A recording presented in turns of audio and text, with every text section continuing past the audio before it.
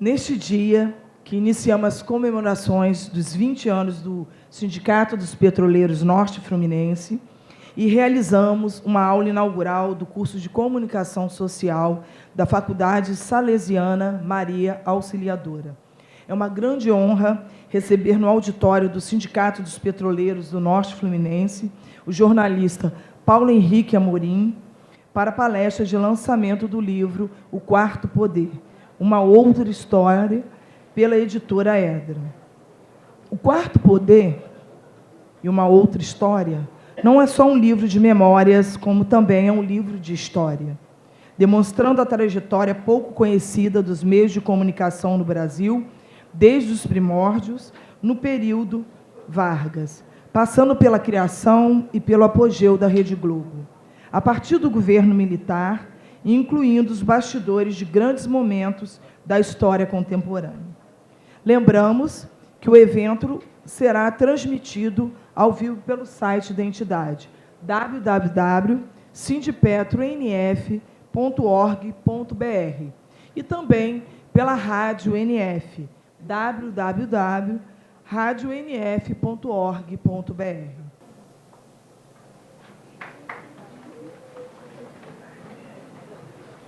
20 anos do Sindipetro NF, muitas lutas, muitas conquistas e muitos avanços. Neste momento, nós iremos compor a mesa, mas lembrando também que este evento estará sendo transmitido pelo blog Conversa Fiada. Nesse momento, convidamos o representante da Faculdade Salesiana Maria Auxiliadora, o jornalista e professor de jornalismo e mestre pela ECO, UFRJ, Gerson Dudos.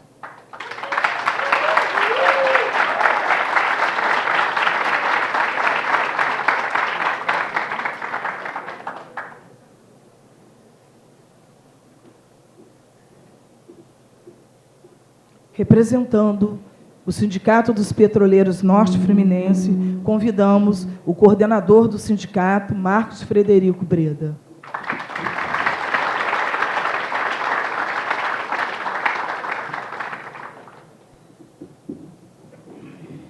E, com imenso prazer, convidamos à mesa o jornalista Paulo Henrique Amorim.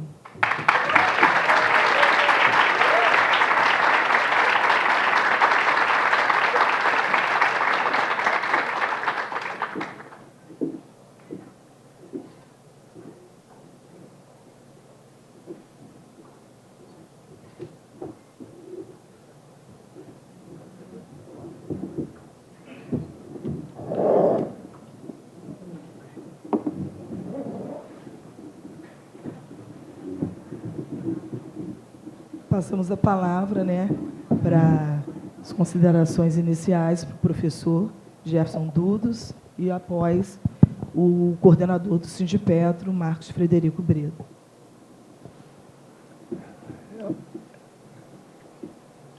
Dá até um negócio assim falar essa hora, sabia?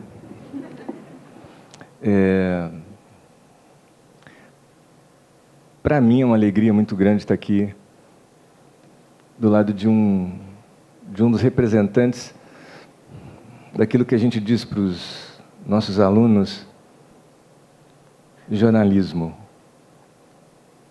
Jornalismo de verdade. Não isso que a gente tem visto muito hoje em dia nessa mídia convencional. E essa alegria é porque demorou um pouquinho, né? Desde setembro a gente estava tentando trazê-lo aqui, mas ele está aqui.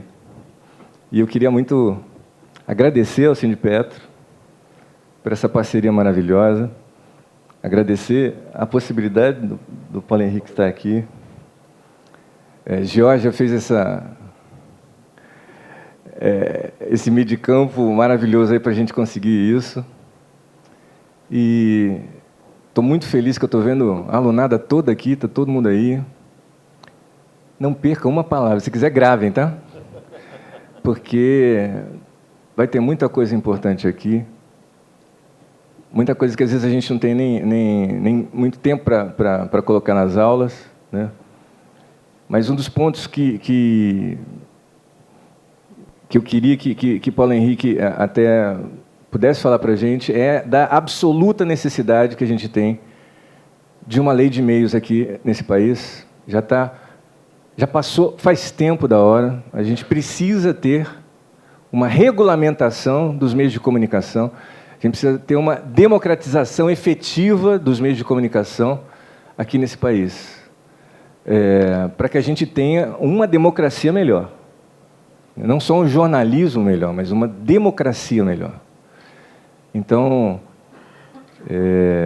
são coisas que o Quarto Poder coloca em pelo menos 3 ou 4 momentos, muito explicitamente, né? E era uma das discussões que eu queria que a gente tivesse aqui hoje, um dos debates que eu queria que a gente pudesse,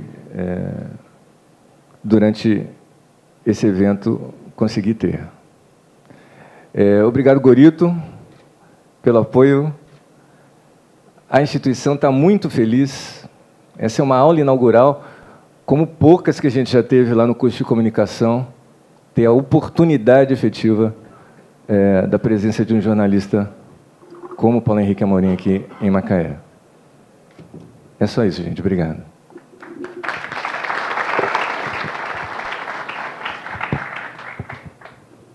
Boa noite a todos. É uma grande honra para o Sindipetra NF ter o Paulo Henrique aqui conosco e todos vocês aqui presentes. Então, obrigado pela presença de vocês. Dizer, Paulo, que nós, do Sindipetra NF, a gente trava uma verdadeira guerra por conta de tentar salvar a Petrobras, né? Há uma conjuntura no país que coloca a Petrobras no centro desse debate, né? E nós travamos uma verdadeira guerra. As pessoas que atacam a Petrobras, elas vêm de todos os lados, mas o que mais repercute é o ataque da mídia, né? Então, esse é um desafio grande que nós temos. Nós também temos a nossa mídia, mas não se compara, né? E a democratização, ela é para isso, para que a gente possa ter voz, né? Graças ao fenômeno da internet, das mídias sociais, nós conseguimos fazer algum contraponto, é verdade. Uma outra questão que tem, nós que somos um sindicato aqui do Norte Fluminense, um regional, né? Não estamos no centro, no Rio-São Paulo, a gente percebe claramente que a mídia ela concentra o conteúdo dos programas, né? O conteúdo da mídia ele é dos grandes centros urbanos e não regionalizado, isso é um grande problema, né? Os ídolos os ídolos de cada um daqui viram esses caras que moram lá no Leblon ou lá na alta zona de São Paulo. Então, de certa forma, isso é que nos traz aqui a fazer esse grande debate. Essas são as visões aqui regionais que a gente quer ver discutidos também, né? Então, é isso, e passar para você para fazer aí a sua palestra brilhante aí, que nós estamos assim na expectativa. Vamos ver. Posso falar de lá? Pode.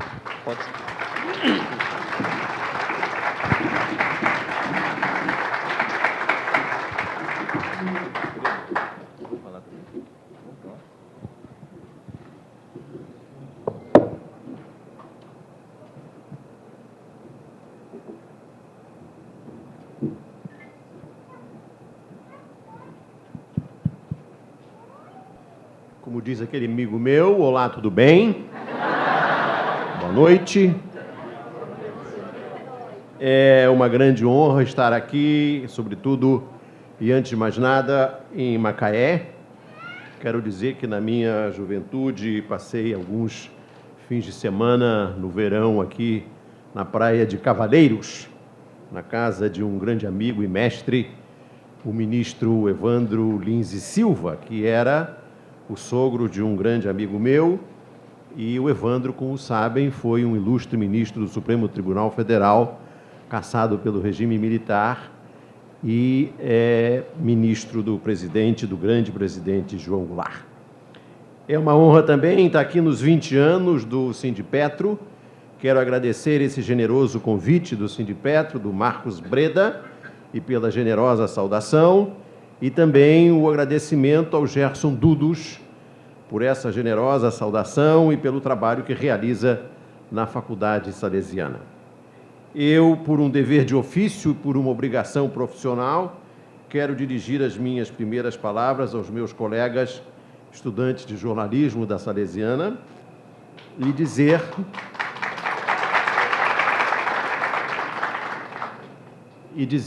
que a notícia sobre a morte do jornalismo é exagerada.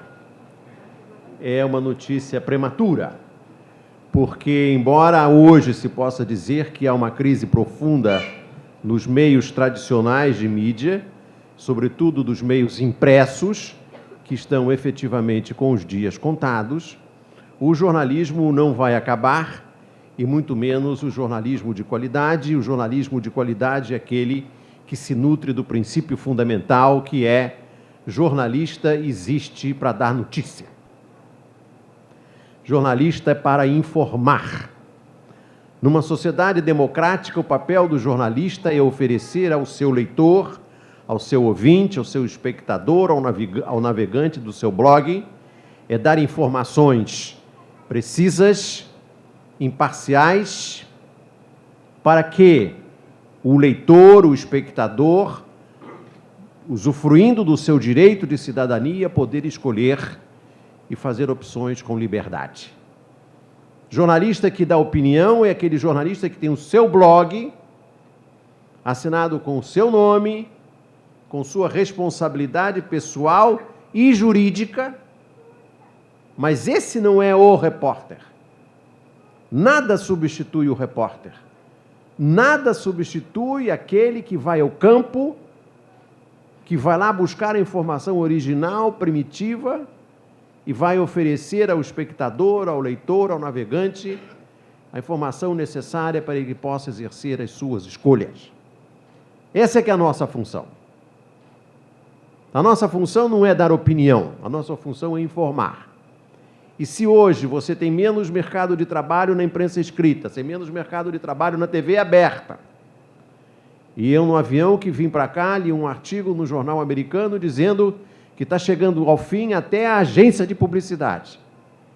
Porque com a internet é possível hoje você não só publicar informações, como também programar publicidade sem precisar de agência. Através dos mecanismos como o Google, como o Facebook, como o WhatsApp. Então, se você vai tornar obsoletos o rádio, TV aberta, TV por assinatura, jornal impresso, a mídia impressa, você não vai tornar obsoleto jamais a informação. Nada substitui informação. E outro mito que existe por aí é de que o jornalismo da internet não dá informação. Quem dá informação é a imprensa escrita. Isso é mentira. O jornalismo da internet dá sim informação. E dá informação original. E dá informação que na imprensa escrita não tem. Sobretudo uma imprensa escrita como a imprensa brasileira, que no meu blog eu chamo de PIG, Partido da Imprensa Golpista, porque é uma imprensa comprometida com o golpe de Estado, porque é uma imprensa que não aceita que o Brasil seja governado por governantes de inclinação trabalhista. Hoje, por acaso e por felicidade nossa, essa nossa conversa aqui se trava no dia em que, através do Twitter do bravo senador Roberto Requião, a gente soube, no blog Conversa Fiada, que a presidenta Dilma Rousseff, através do seu Facebook, tinha dito que ela é, sim, favorável ao regime de partilha em que a Petrobras tenha, pelo menos e obrigatoriamente, uma participação de 30% na exploração do pré-sal.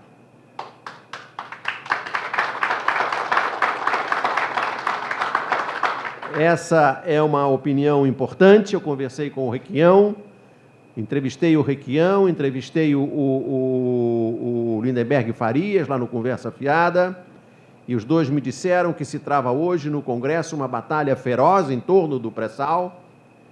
Todos nós sabemos que na eleição de 2010, o Wikileaks flagrou José Serra dizendo para a diretora da Chevron no Brasil para ela não se preocupar, porque ele ia ser eleito e ele ia acabar com o pré-sal, entregar o pré-sal à Chevron.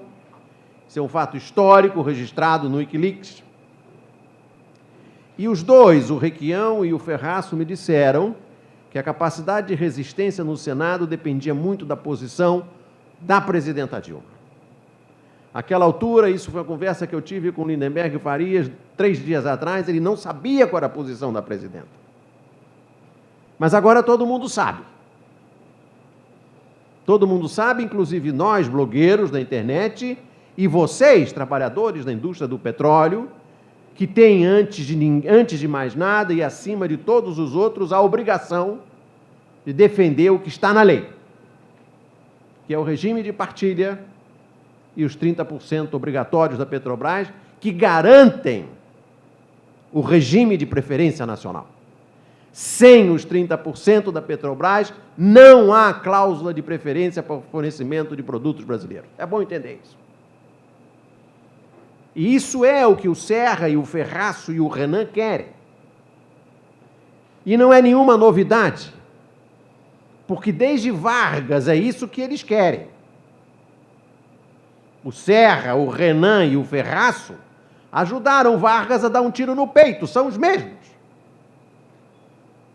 Foi a mesma Petrobras, nós estamos falando da mesma coisa. Eles não gostam de voto nem de monopólio estatal da Petrobras. É bom isso ficar claro. Mas não é só o pré-sal que está em jogo nesse momento. O que está em jogo nesse momento é um projeto do senador Tasso Gereissati, tucano do Ceará, extremamente importante, que é transformar todas as empresas estatais em empresas de capital aberto, com um mínimo de 20% de suas ações ordinárias negociadas em bolsa. É um projeto de privatização em massa. Pegar 1.200 empresas estatais e colocar no mercado imediatamente. Esse é o projeto do senador Tasso Gereissati. E tem outro, que é o projeto de dar independência ao Banco Central. Independência do povo, porque o Banco Central é subordinado ao governo, que é eleito pelo povo. O que eles querem é dar a dependência, como era do Banco Central, aos bancos. Essa é uma dependência que eles gostam. Agora, essa independência de hoje, que é a dependência ao governo, é uma dependência àqueles que exercem o poder por decisão do povo, porque estão no governo que foram escolhidos pelo povo. Essa é uma dependência de que eles não gostam. Então, não é só a Petrobras que está em jogo. A Petrobras é a joia da coroa. Mas eles querem privatizar tudo. O bondinho do Pão de Açúcar. Eles querem privatizar. E querem entregar o Banco Central à Febraban. E por que fazem isso?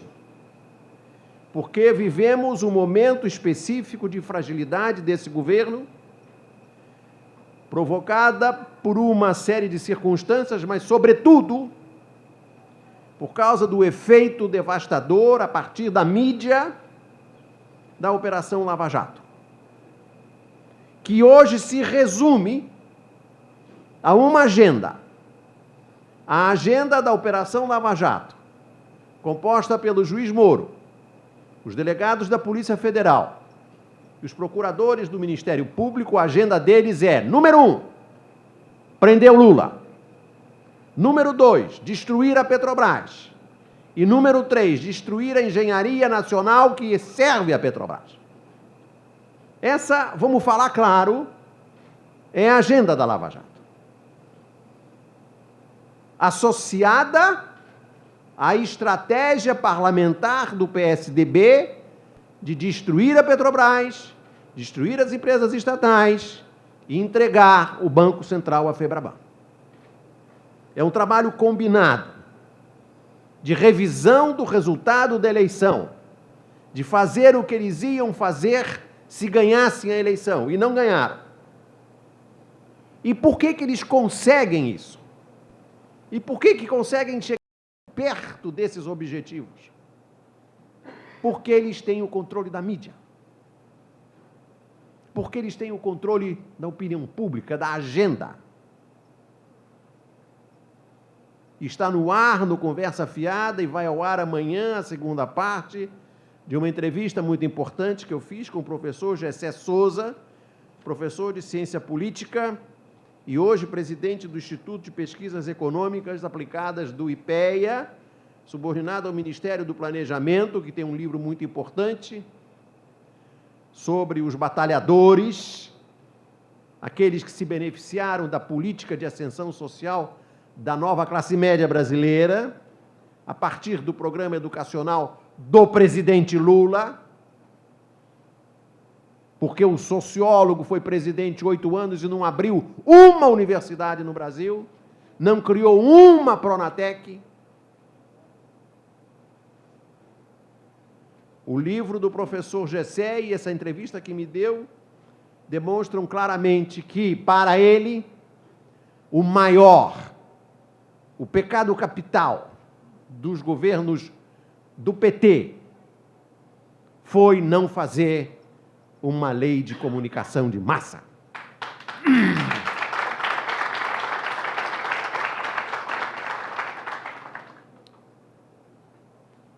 Vamos falar de um episódio recente que está aí, sobretudo, nos blogs.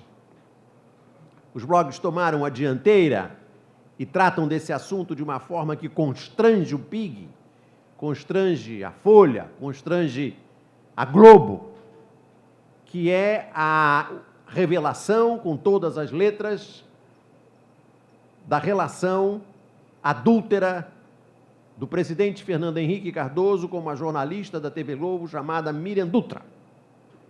Eu conheço essa história, está aqui no meu livro, em parte.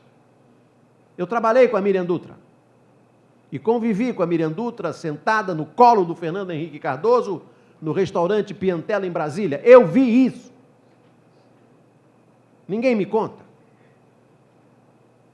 Agora, finalmente, depois de 25 anos, sustentada pela Globo em atividades inúteis na Europa, onde não fez nada, em Lisboa, em Madrid, em Barcelona, sustentada pela Globo e por uma caixinha pago com uma empresa no exterior do Fernando Henrique, a Miriam Dutra resolveu falar a um blog, a um correio, a um jornal eletrônico chamado Brasil com Z, a partir de Madrid. E desde aí essa notícia se espalhou de uma maneira viralizada, de uma maneira total, e hoje se sabe que aquilo que a revista Caros Amigos lá atrás tinha dito, e que o Palmério Doria, um valoroso, valente, corajoso jornalista, tinha contado no livro O Príncipe da Privataria, é tudo verdade. A repórter da Globo e Fernando Henrique Cardoso, o senador suplente de Montoro, que assumiu o cargo de senador quando Montoro foi governar São Paulo, tiveram um filho. Ela cobria o Senado, cobria no sentido jornalístico e também no sentido literal. Ela cobria o Senado, ou melhor, o senador. Para abafar o caso, a Globo,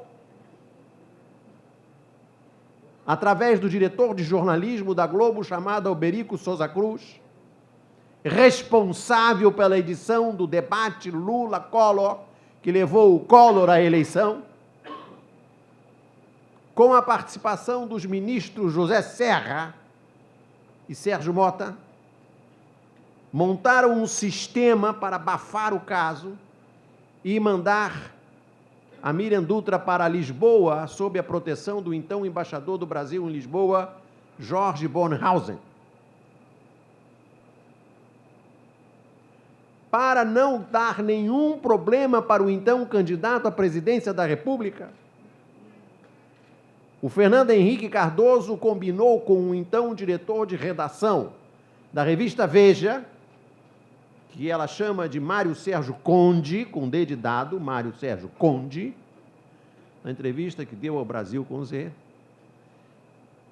combinou uma nota na seção de gente da revista Veja para dizer que ela estava grávida de um filho feito por um biólogo, que estava numa bolsa de estudos na Europa, mas voltaria para assistir o nascimento da criança. Portanto, não havia a menor possibilidade de ninguém dizer que o filho fosse do senador. Esse Mário Sérgio Conde talvez seja Mário Sérgio Conte, é uma hipótese, que hoje é entrevistador inédito na Globo News, porque ninguém assiste as entrevistas dele, e escreve umas colunas na Folha que ninguém consegue entender. O resultado dessa operação, de a Globo mandar a Miriam Dutra para o seu escritório de Lisboa, onde não fez nada, foi que, por acaso, a Globo conseguiu financiar no BNDES a construção de seu parque gráfico, o Globo, em Duque de Caxias. E agora se sabe que o Fernando Henrique mandava dinheiro para Miriam através de uma empresa chamada Brasif, que explora e explorava os duty-free dos aeroportos brasileiros, num regime sem concessão, porque essa Brasif era padrinhada do Jorge Borhausen, e o dinheiro que ia para a Miriam ia através da Brasif. E através da Brasif, ou de uma empresa própria do Fernando Henrique no exterior, o Fernando Henrique comprou um apartamento do filho da Miriam Dutra por 200 mil euros, aproximadamente R$1 milhão em Madrid.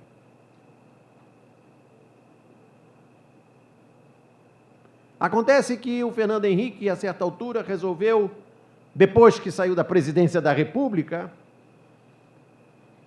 resolveu perfilhar esse menino. E perfilhou o menino. Os filhos legítimos do Fernando Henrique se irritaram com isso, porque o menino ia participar da herança. Deve ser uma herança muito rica, embora ele fosse um professor aposentado, um senador e um presidente da República, que não são necessariamente milionários, mas os filhos devem estar impressionados com isso. Dividir a herança, e o pai resolveu, então, fazer um DNA, o suposto pai. Fernando Henrique pegou o suposto filho e mandou fazer um DNA aqui no Brasil e deu negativo. Ele ficou surpreso, inconformado, fez um segundo DNA em Nova York e deu negativo. O filho não é dele. A Miriam conseguiu a proeza de sustentar um menino com o pai errado.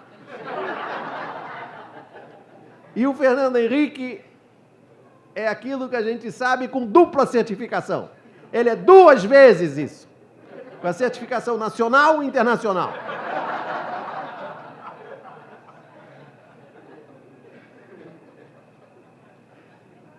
O pai é o cinegrafista da Globo. Parece uma comédia. Parece o programa do Ratinho.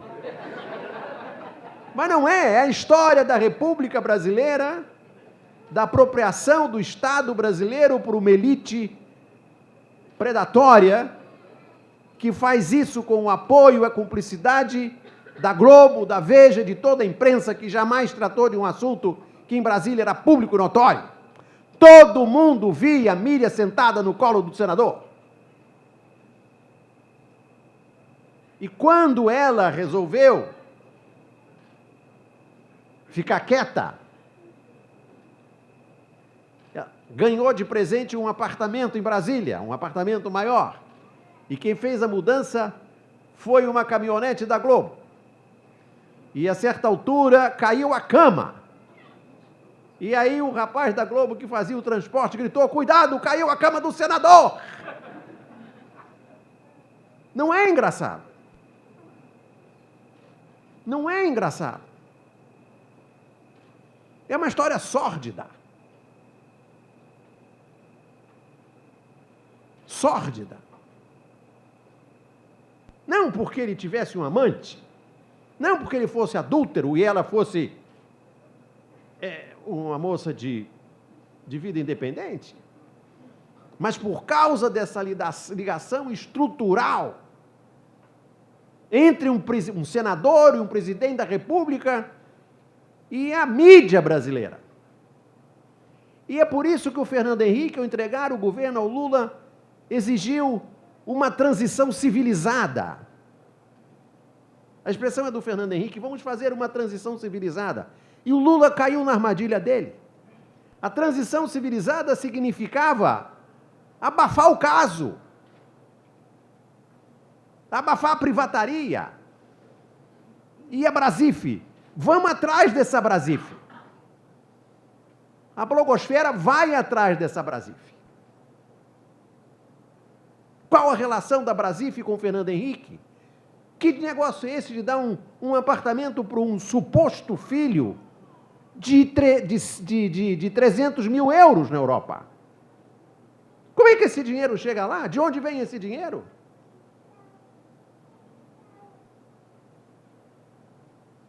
Ela conta que teve que fazer 2 abortos que o Fernando Henrique pagou. Até isso não me interessa. Mas me interessa sim.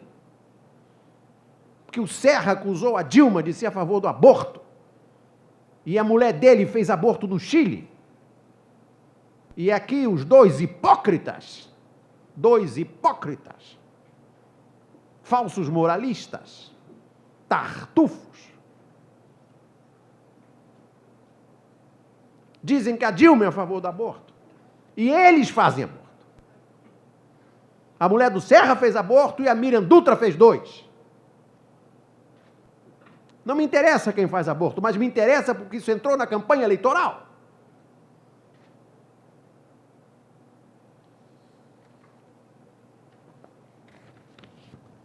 Com esse rápido preâmbulo, eu vou tomar uma água, com licença.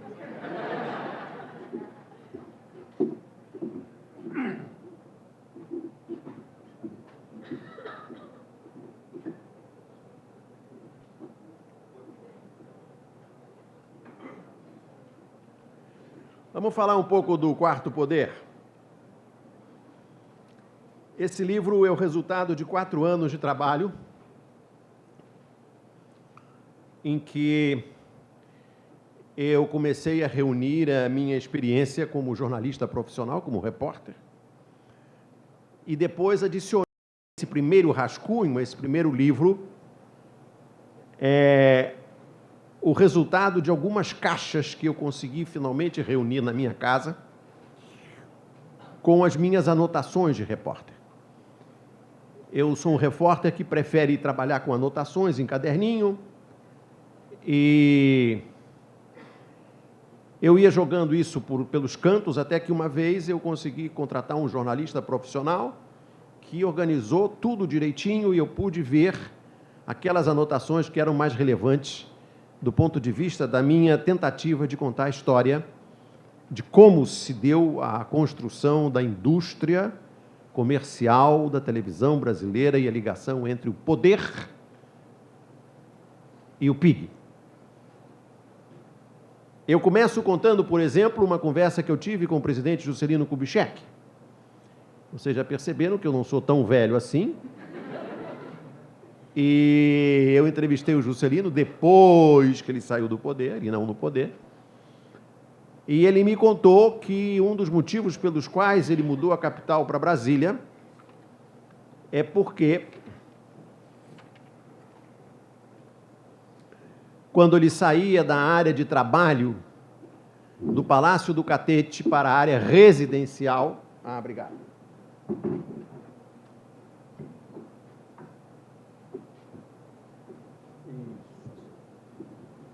Obrigado. Ele chegava na área residencial, ligava a Rádio Globo, já sempre a Globo, e ouvia todas as noites o Lacerda pregar o impeachment do Juscelino. O Lacerda foi aquele que disse que o Juscelino, se fosse candidato, não seria eleito, se fosse eleito, não tomava posse, se tomasse posse, não ia governar. Eles não gostam. Eles não gostam de eleição. Eles gostam do poder, mas não gostam de eleição. E o Juscelino governou. Mas o Lacerda pregava o golpe. E aí o Juscelino ficava com medo de o Lacerda insuflar os militares e derrubar ele. E aí ele foi para Brasília. Está aqui.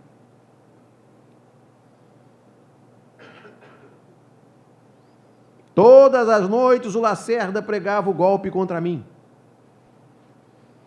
Eu era vulnerável à força da imprensa, a Rádio Globo, todas as noites. Por que mudou para Brasília? Mudou para Brasília por causa da Rádio Globo. A capital dos Estados Unidos foi para Washington por causa de um acordo depois da Guerra da Secessão. Aqui o Brasil mudou a capital do Rio de Janeiro para Brasília por causa da Rádio Globo. É a minha primeira experiência com o PIG.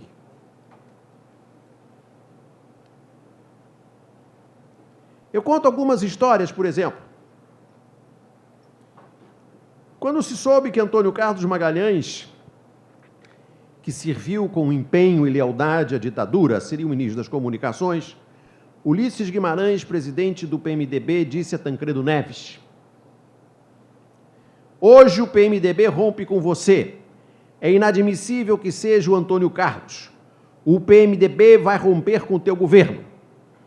Aí o Tancredo bateu na perna do Ulisses e disse: olha, Ulisses, eu brigo com o Papa, eu brigo com a igreja, eu brigo com o PMDB, eu brigo com todo mundo, só não brigo com o doutor Roberto. Era o futuro presidente do Brasil, Tancredo de Almeida Neves, que certamente haveria de repudiar o neto que tem.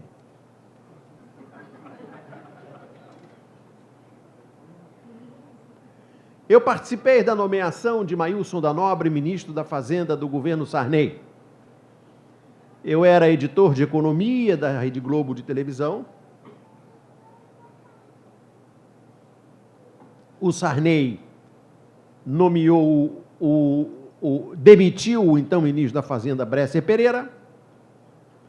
Não tinha ministro da Fazenda disponível. Ficou tocando o barco o secretário executivo do Ministério, um obscuro, anônimo funcionário do Banco do Brasil chamado Maílson da Nobre, que tinha acabado de chegar do escritório do Banco do Brasil em Londres. Aí eu fui para Brasília entrevistar o Maílson, porque afinal de contas o cara estava tomando conta do Brasil. Quem era esse Maílson? Que pensava o Maílson. E fiz uma entrevista razoavelmente longa com ele no Jornal da Globo. E, por acaso, o Sarney assistiu essa entrevista lá do Palácio da Alvorada. No dia seguinte de manhã, o Sarney disse para o Maílson: Maílson, por favor, dê um pulo à sede da Globo em Brasília.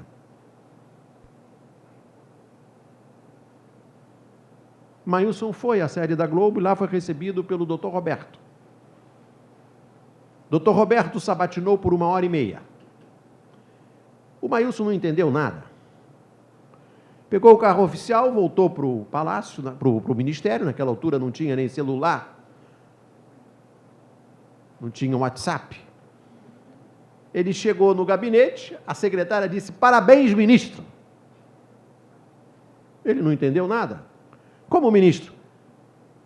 O Jornal Nacional deu em edição extraordinária que o senhor é o novo ministro.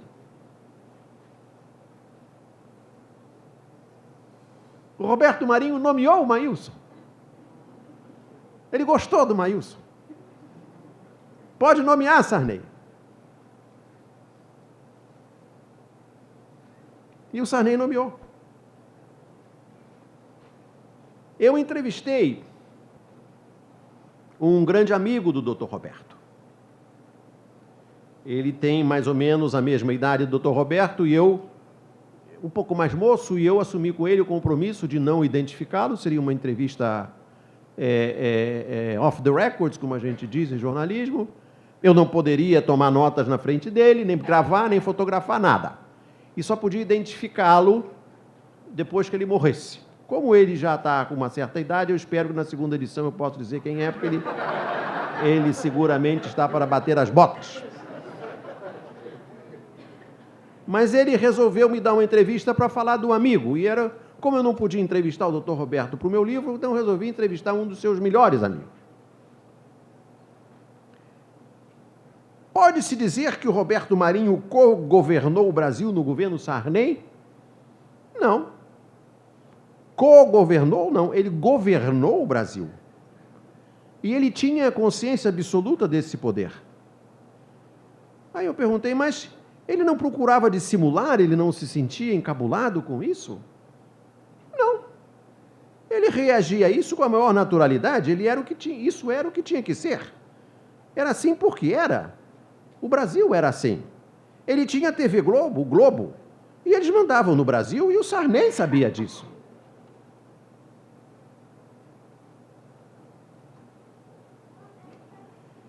Eu sou testemunha ocular da noite sinistra em que a Globo editou o debate do Collor com o Lula, e que foi para seguir uma instrução do Roberto Marinho, que tinha que ser uma edição que contivesse tudo o que fosse de bom do Collor e tudo o que fosse de ruim do Lula.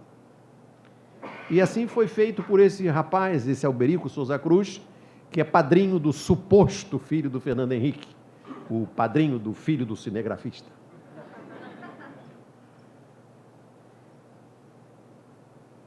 Acontece que o Collor se elegeu, e o Roberto Marinho ficou vendido, porque ele primeiro apoiou o Covas, depois ele apoiou o Afife, depois ele tinha começado a apoiar o Quércia. Quando ele finalmente apoiou o Collor já estava na frente nas pesquisas, quer dizer, para ele, o Collor era irrelevante. E o Collor dizia, como disse para mim, está aqui no livro, que o problema dele é que ele tinha o Alberico, não precisava do Roberto Marinho. O Roberto Marinho ficou assustado porque ele governou o Brasil no governo Sarney e não era amigo do futuro presidente da República.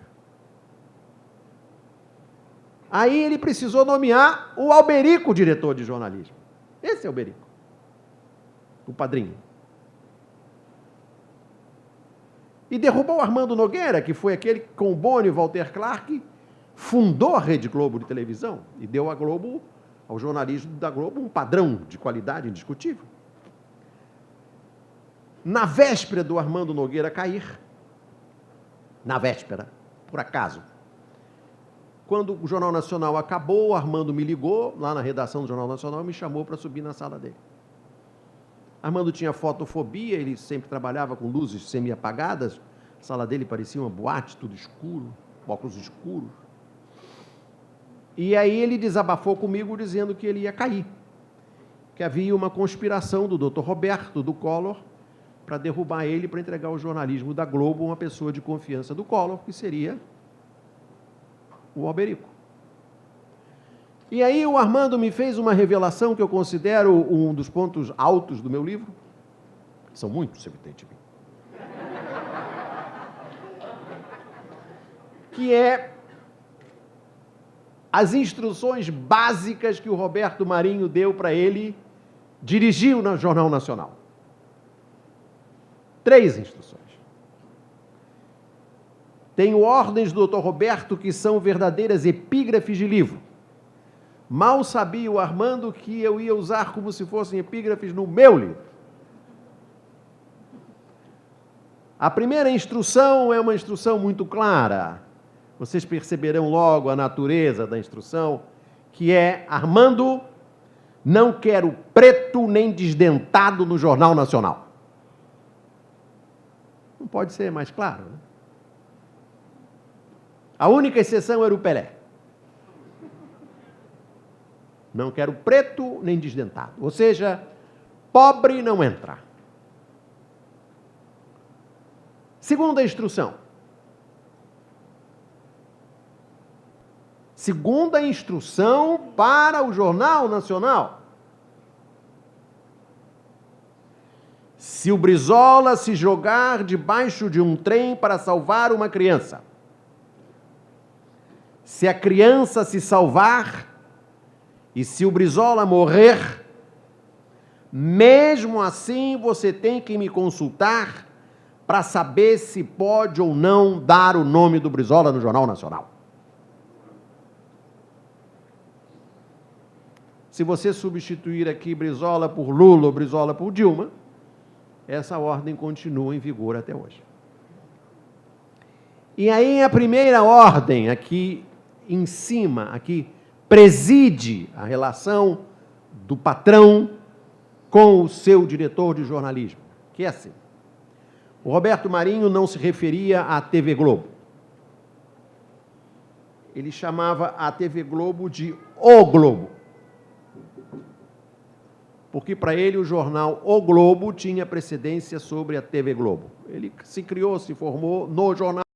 A TV Globo era uma espécie de subproduto da televisão, do jornal.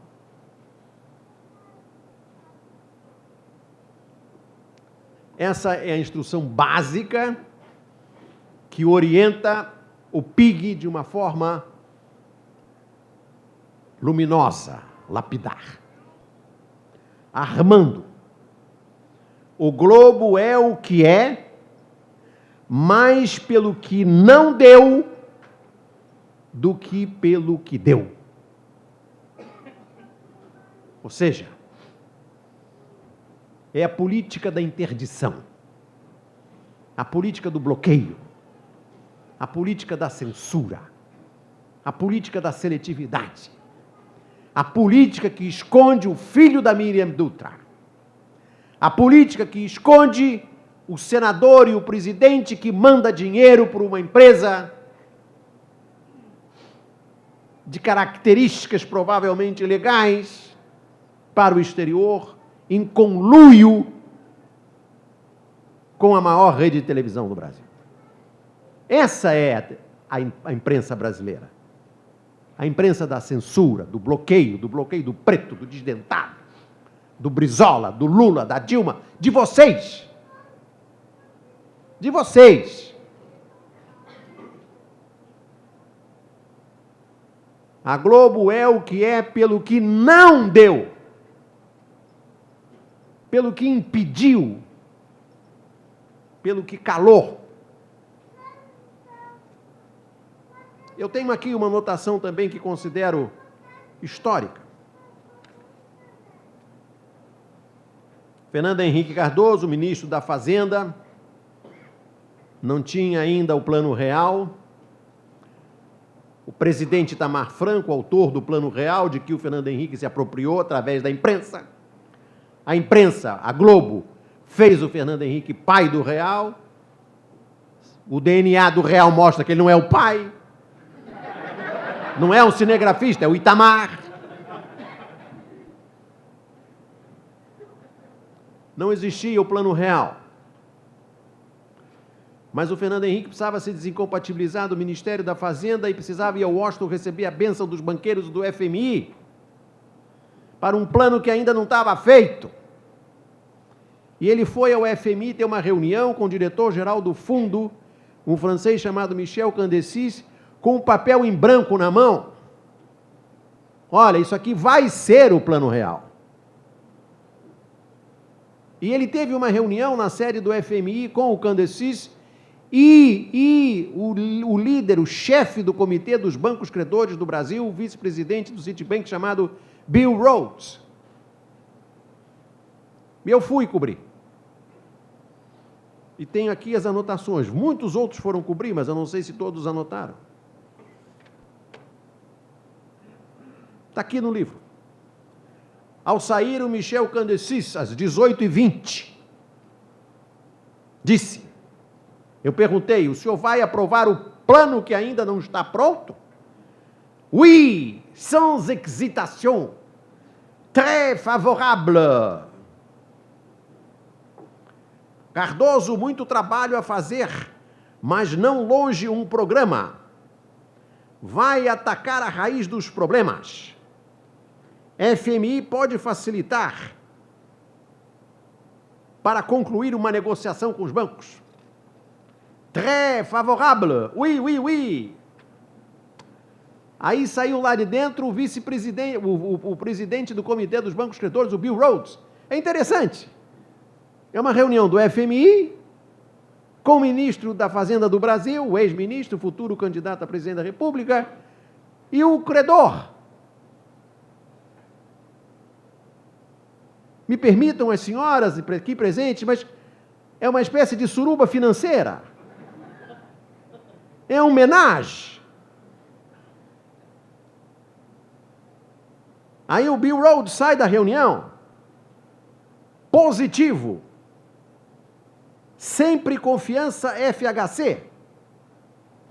Bancos começam a assinar papéis do Brasil em outubro, mas precisa de um acordo com o FMI. Outubro era o mês da eleição. Aí sai o ex-ministro da Fazenda, futuro candidato à presidência da República. E o que é que o senhor disse lá dentro? Ele disse: vou fazer um ajuste fiscal com privatização forte. É uma ideia fixa, eles só pensam a mesma coisa. Privatização forte. Concessão de serviço público. Água e gás. A Vale do Rio Doce fica para depois. Não foi bem assim. A Vale do Rio Doce ele privatizou logo, rapidamente, a preço de banana, por sugestão do Serra. Telebrás. Precisa mudar a Constituição. E ele mudou. E fez uma lei específica para vender a telefonia brasileira e não tratar da radiofonia. Para não mexer na Globo. E vocês sabem que a lei que regula a radiodifusão no Brasil é de 1962, do presidente João Goulart. E a Globo não deixou mexer até hoje. Repito, a lei que regula a radiodifusão no Brasil é de 1962. A Hebe Camargo não tinha ainda estreado. É a lei que regula a telefonia, a televisão no Brasil. Mas aí vem o mais importante da conversa do Fernando Henrique com o jornalista, depois dessa reunião, desse menage. Telebrás tem que mudar a Constituição, Vale do Rio Doce fica para depois, e Petrobras. Petrobras. Aí, entre parênteses, tem que mudar a Constituição. Eles sabem o que eles querem. O último documento que eu tenho aqui, que eu faço questão de reproduzir para vocês, num rápido resumo, é às 12h45 do dia 31 de outubro de 2006, no início da campanha para a reeleição no segundo turno do Lula contra o Alckmin. Vocês talvez lembrem que a Globo levou a eleição para o segundo turno, com a edição do Jornal Nacional, em que ela mostrou a cadeira vazia do Lula no debate. O Lula não foi ao debate da Globo. Mostrou o dinheiro dos aloprados em São Paulo. E para montar essa edição, para prejudicar o Lula, ela ignorou um pequeno fato que foi o acidente com o avião da Gol que matou 124 brasileiros na Amazônia. A Globo não desmanchou o Jornal Nacional para poder fazer uma edição que levasse a eleição para o segundo turno, e ela poderia ter dado a notícia do desastre da Gol, porque o Boechat na Band tinha dado 20 minutos antes do Jornal Nacional entrar no ar, e todas as emissoras de televisão têm rádio escuta de todas as outras.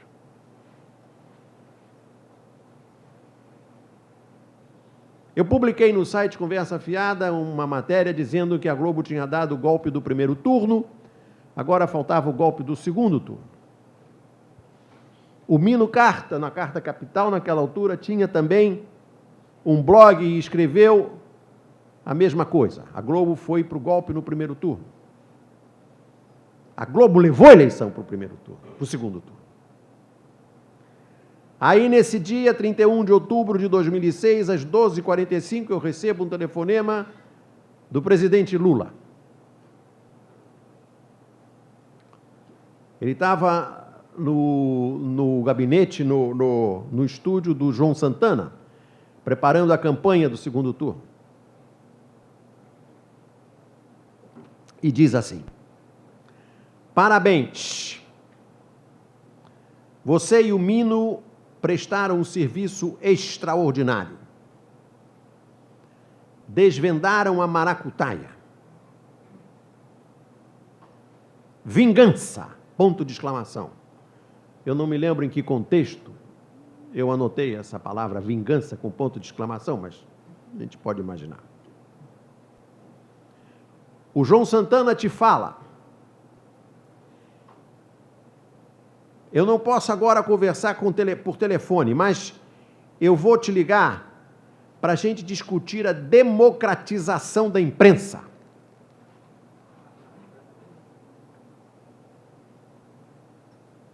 Eu estou esperando esse telefonema do Lula até hoje.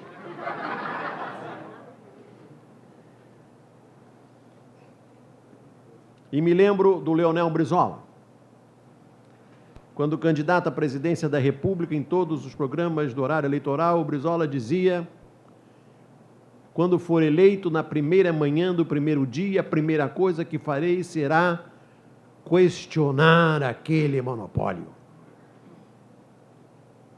Ele usava um trema no questionar, que não era necessário. Questionar aquele monopólio.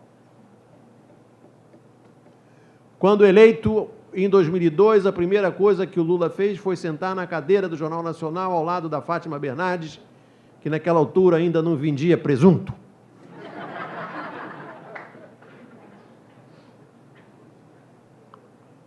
Quando eleita pela primeira vez, a primeira coisa que a Dilma fez foi sentar com a Ana Maria Braga para fazer uma omelete que não deu certo. Essa é a história do quarto poder.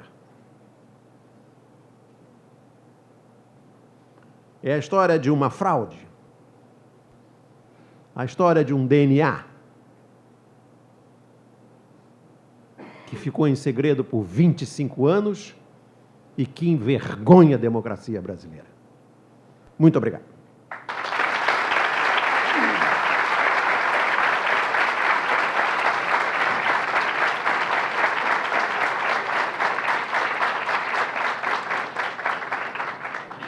Muito obrigado. Que paulada, né? A gente fica assim. Eu estava falando para tua esposa que eu não consegui ler teu livro de uma vez, que eu costumo pegar um livro e ler de uma vez. Não dava. Eu parava, tinha que respirar, ir lá... Muito chato, né? Não, ir lá para a grama e ficar xingando. Que eu não aguentava, ficava... Ora, tem coisa melhor para fazer na cama à noite, viu, professor? É que você sabe como é, né? Casado há 30 anos, né?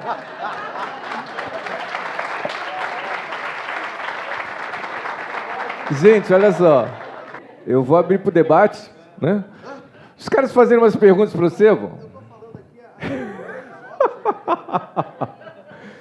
Umas perguntinhas, só umas 4.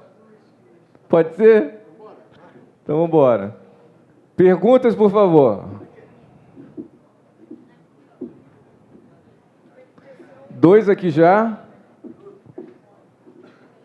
3. Já tem 4.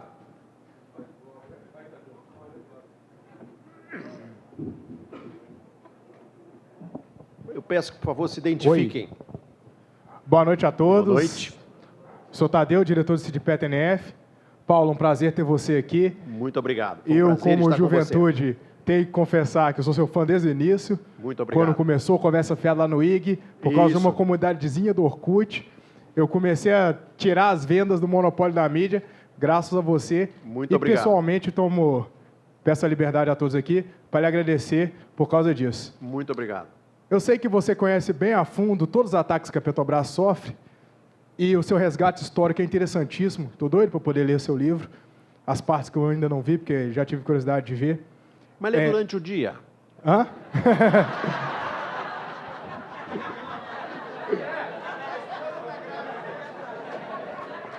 Eu tenho que confessar que minha esposa também é sindicalista, então é bem capaz de nós lermos juntos o seu livro na cama à noite. Mas, se pudesse, Paulo, tenho certeza que com o seu conhecimento você pode nos elucidar com isso, lembrar as campanhas difamatórias que nós, petroleiros e petroleiras, sofremos, como, por exemplo, na campanha dos Marajás, que o Collor fez, atacando a gente para poder atacar também o poder público e sair privatizando tudo, ou da greve de 95, quando a gente foi defender nas ruas o monopólio, que infelizmente acabou acontecendo em 98, mas a gente sabe que a nossa luta naquele momento foi importantíssima para que isso não ocorresse. Perfeito. E a mídia jogou totalmente contra a classe trabalhadora, a classe petroleira naquela época. Se puder fazer um recorte desse resgate, inclusive um abraço para todos os petroleiros e petroleiras que estão vendo a gente a bordo, que está vendo a gente em casa, na folga, e que está vendo a gente aí pela região de Macaé, pela região dos lagos. Obrigado, Paulo. Olha, em resumo, o que eu posso te dizer é que, na verdade, a Petrobras e o monopólio estatal do petróleo são ideias fixas que fazem parte da história política do Brasil desde antes da instalação, da criação da Petrobras pelo Dr. Getúlio. Sempre foi. Essa é uma batalha que vem desde lá de trás, quando a questão eram os bens minerais, ao minério de ferro, a batalha pela instalação da Vale do Rio Doce, a busca por uma internacionalização da Vale do Rio Doce, desde lá de trás, o Código das Minas, estamos falando já desde Arthur Bernardes, e depois Vargas foi quem teve a percepção de que o Brasil precisava ter o controle estatal das suas riquezas minerais. Então, o que você pode dizer com tranquilidade é que destruir a Petrobras, entregar a Petrobras aos americanos, é uma bandeira dos conservadores brasileiros, da UDN, desde sempre. Desde sempre. Porque é a percepção de que ter a Petrobras é preservar o Brasil. Qual foi a primeira coisa que o Peña Neto fez quando ele assumiu a presidência do México? Ele entregou a Pemex. O PRI estava fora do poder há 3 mandatos. A primeira providência dele foi entregar a Pemex. E entregou. Eles têm compromissos históricos óbvios. A Petrobras é o principal. Agora, o que eu gostaria de dizer também, eu acho que é uma boa oportunidade para a gente tratar disso, é que é bom tomar muito cuidado com essa. Primeiro, a ideia, o Marcelo vinha conversando no carro comigo, cadê o Marcelo? O Marcelo, a gente vinha conversando no carro comigo sobre a precipitação em relação à decadência do petróleo como componente importante da matriz energética de qualquer país. Essa história de que o petróleo vai acabar, que o petróleo não vai ser mais útil, que a energia renovável vai substituir o petróleo, que o Acordo de Paris é o hacking do petróleo, que os americanos não querem mais saber de petróleo. Isso tudo é uma balela. Isso é uma balela. O petróleo continuará a ser um elemento importante na matriz energética do mundo por muito e muito tempo. Pergunta para a Shell. O presidente da Shell veio aqui dizer que quer participar do pré-sal, quer meter a mão no pré-sal. Se não servisse para nada, o que ele estava fazendo aqui? Por que ele não investe em energia eólica? Em energia solar? Energia de cuspe, que é o que quer a Marina Silva. Que é a energia do cuspe, porque ela é contra a energia do petróleo, energia do eólica, porque faz o barulho, blá, blá, blá, o barulho do negócio atrapalha o passarinho. E ela quer energia do cuspe. Outra coisa. Nós estamos vivendo uma conjuntura extremamente delicada e, na minha opinião, provisória, desses preços do petróleo a $30 o barril. Tivemos ontem um acordo histórico entre a Arábia Saudita, a Rússia e o Irã hoje para mexer na estrutura dos preços do petróleo. O preço do petróleo está a $30 porque a Arábia Saudita queria ferrar o Irã, não vai conseguir. Ferrar a Rússia, não vai conseguir. Os dois já estão aliados dela. E não deixar os americanos produzir o shale oil, o xisto. Isso não dura muito tempo, porque a Arábia Saudita vai quebrar. A Arábia Saudita tem uma capacidade, o barril do petróleo dela custa $4. Ela pode ficar vivendo com esse preço? Não! A Arábia Saudita vive dos impostos que ela recolhe, que ela entrega a Aramco, entrega para as petrolíferas americanas. É outra falácia. Então, o que eles estão querendo fazer? Aproveitar um momento de fragilidade do governo brasileiro, uma conjuntura particularmente delicada do mercado internacional de petróleo, não há nenhuma garantia de que esse petróleo fique a vida inteira em $30, pode aumentar, pode diminuir, mas pode aumentar também. E o petróleo não vai deixar de ser um componente importante na matriz energética do mundo. Ponto. Então, essa é a notícia de que o petróleo vai morrer também é uma notícia exagerada. Gente, eu estou aqui com o conselheiro da administração da Petro, eleito pelos próprios trabalhadores, que é o Davi Bacelar, que está fazendo aniversário hoje. Agora você veja só, né? O cara fazendo aniversário no dia em que um dos defensores efetivos da Petrobras está aqui. Que beleza, né? Diga lá. É um privilégio, por sinal, no meu aniversário aqui, 36 anos, Paulo. Parabéns. Estar aqui ouvindo a sua palestra. Terei o prazer hoje de, com certeza, comprar e ler o seu livro.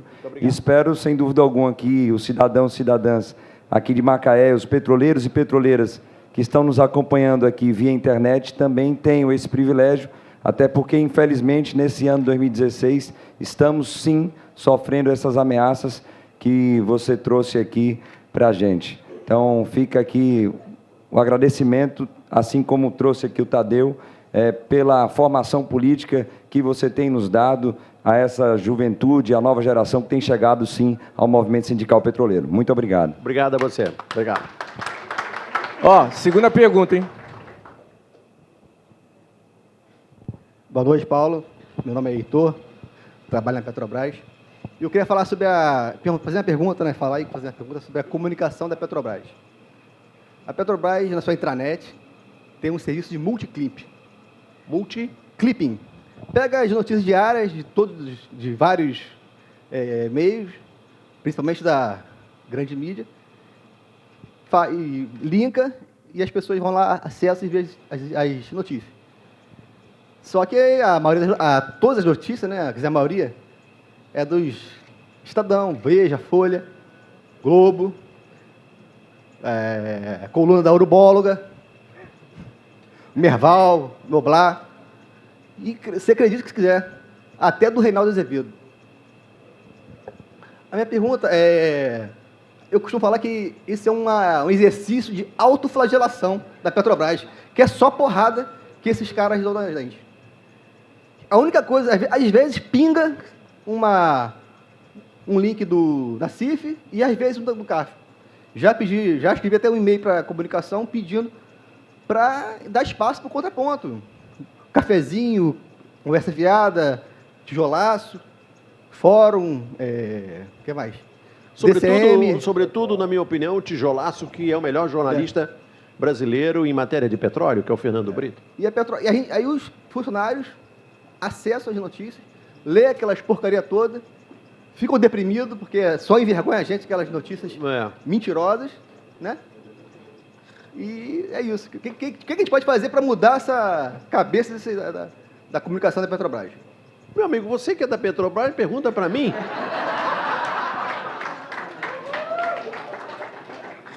vire-se.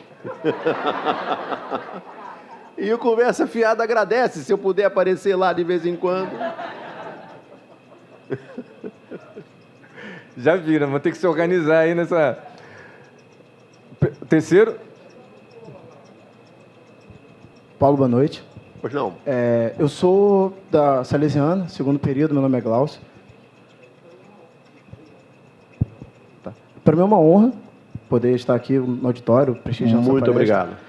Eu gostaria de saber, fugindo um pouco do petróleo e tudo mais, eu queria saber até que ponto a opinião religiosa dos comandantes da sua emissora hoje interfere no jornalismo dela. Olha, a TV Record é uma TV, é uma empresa, como várias empresas outras do empresário Edir Macedo.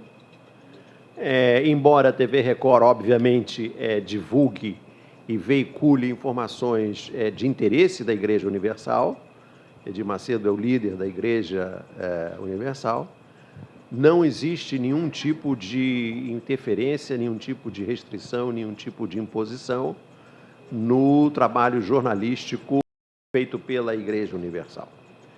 Eu quero te dizer que quando eu fui trabalhar na Record, eu não tinha muita informação e eu consultei o Boris Casoy, que naquela época apresentava o Jornal da Record. Eu digo, olha, Boris, como é que é? Eu vou trabalhar aqui no Jornal da Noite e tal, gostaria de saber se você tem algum tipo de limitação, algum tipo de restrição. E ele me disse, eu nunca senti problema nenhum.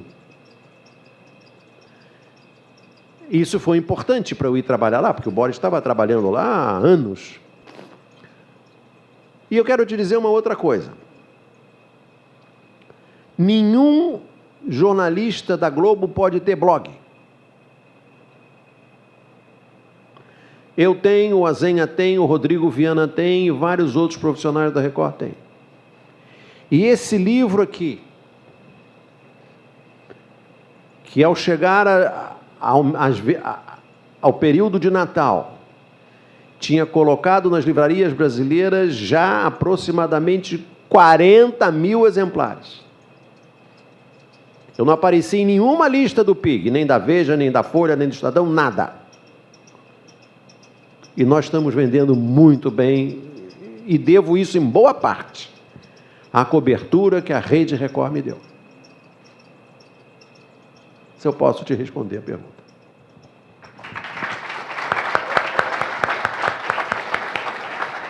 Me pediram para vir aqui para o meio, porque senão não dá para sair quem está perguntando. Bom, então essa é a última, quarta, né, professor? É a quarta.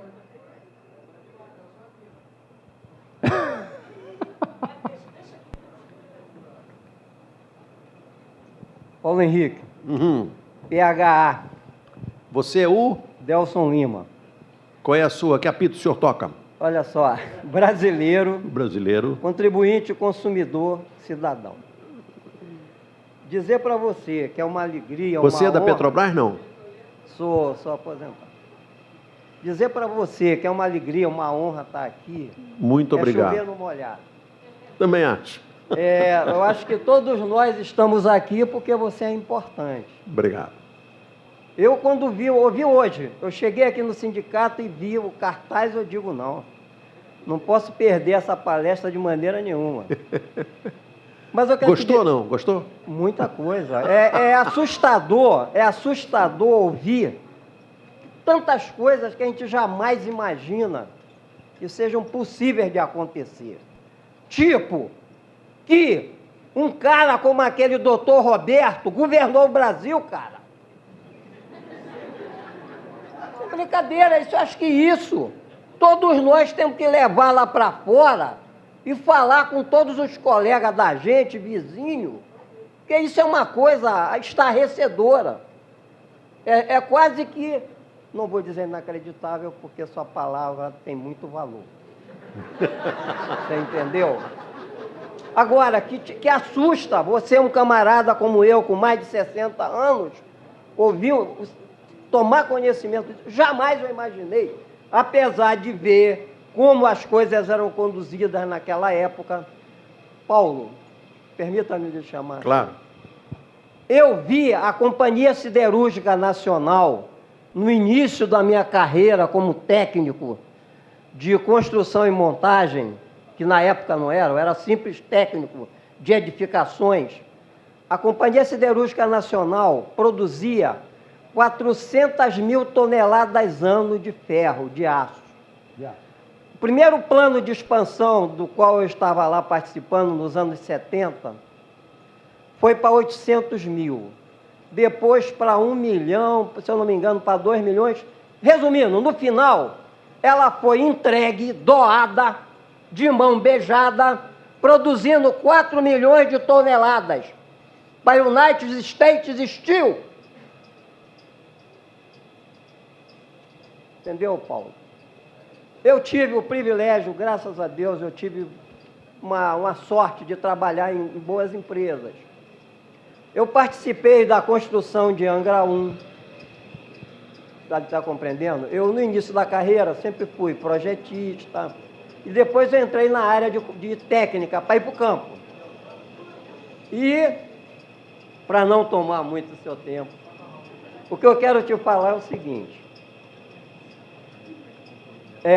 O que eu quero te dizer é o seguinte. Nós vivemos num sistema que está falido. Não tem saída para nós, negócio de eleger. Nós estamos num sistema falido. Se nós não mudarmos esse sistema sobre o qual nós vivemos, nós vamos ficar do jeito que nós estamos agora. Tribunal de Contas da União não serve para nada, porque só descobre as coisas quando já aconteceu. Tribunal de Contas Estadual, a mesma coisa. Tribunal de Contas do município do estado do Rio de Janeiro. O Sérgio Cabral, jornalista, pai do governador, é conselheiro lá, é ministro. Agora, o que eu queria te perguntar é o seguinte. Desculpa, toda essa...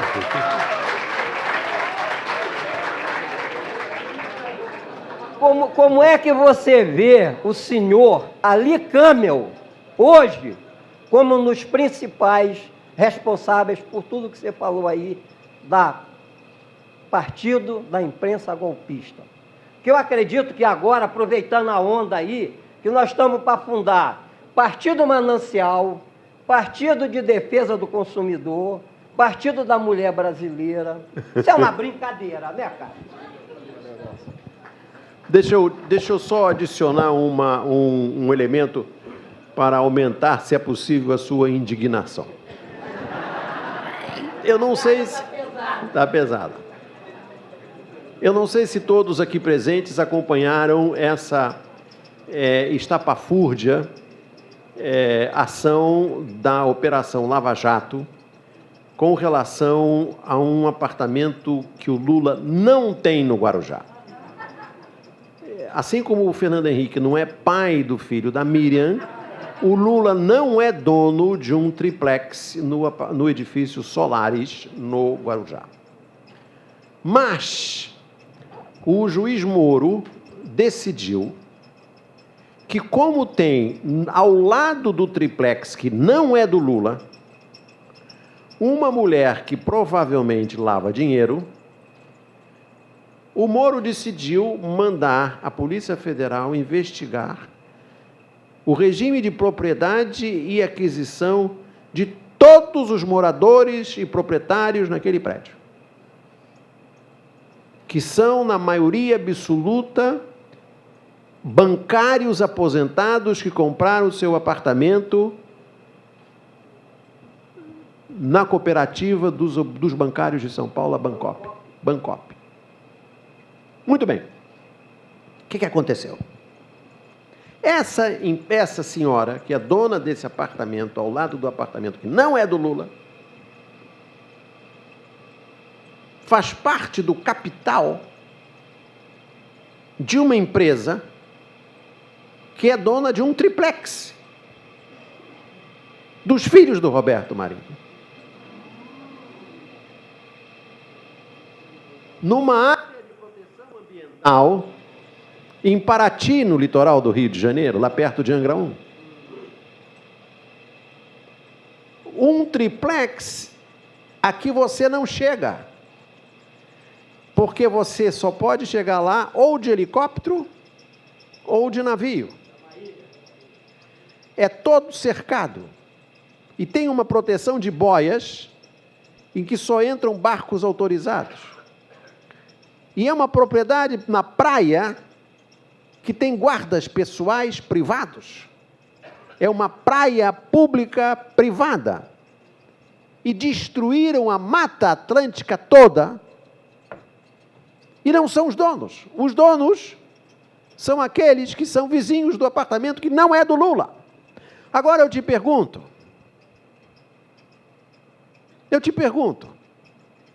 o Moro vai investigar os filhos do Roberto Marinho?